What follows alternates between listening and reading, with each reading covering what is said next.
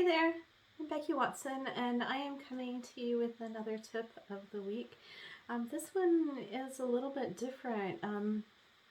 It comes to you from a client of mine who was talking about her pelvic floor and asking for ways to really tone the pelvic floor.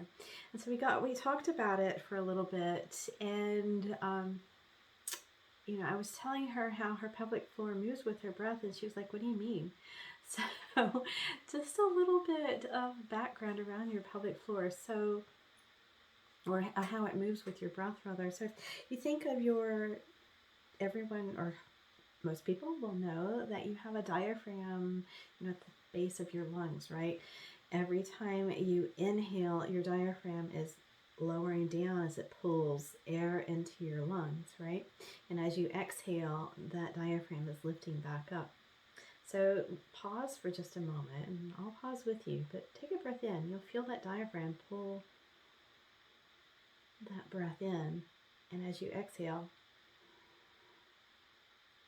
your belly, your chest comes in as that diaphragm is pushing the air back out of your lungs. It doesn't just contract, it actually is pushing the air out. So inhaling, you've got that diaphragm pulling the air in. And then exhaling, that diaphragm is rising back up as the air leaves the lungs, right? Well, your pelvic floor is another diaphragm. It's at your base, the base of your pelvis, and it's crisscross, and it's another diaphragm. So that as you inhale, your pelvic floor is actually lowering, and as you exhale, it's actually lifting. So again, take a moment, see if you can feel this, see if you can notice. I close my eyes, it's easier to focus that way, but see if you can notice your pelvic floor lowering as you inhale, and then as you exhale, it's going to lift. It can be very subtle. It may take a little bit of practice for you to get this, and that's okay.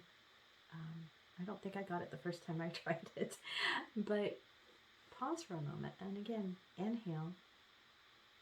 See if you can feel that pelvic floor move, and then as you exhale, it's going to move again. It's going to lift back up. So a healthy pelvic floor is moving like that.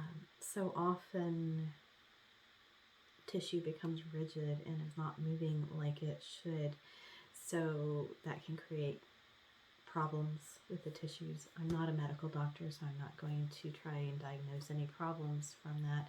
But I do know, that pelvic floor is another diaphragm. It is meant to move. It is not meant to be completely still. So, just a quick fun tip for you. A little bit of body knowledge. See if you can tune into your body and notice that pelvic floor. And it's something that you can work with as you go through different yoga postures. You can actually lift your pelvic floor to create more stability in something like a standing pose.